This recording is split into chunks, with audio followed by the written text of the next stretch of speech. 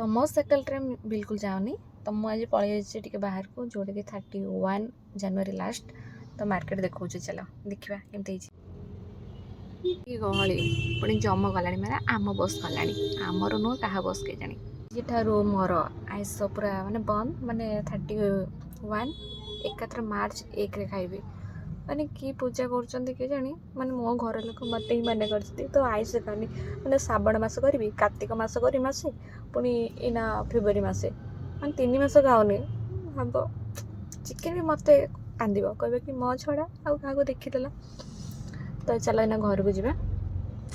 ये बसी ना मैक्सिमम 15 ରୁ 20 मिनट होती कि 5टा बस गला मो बस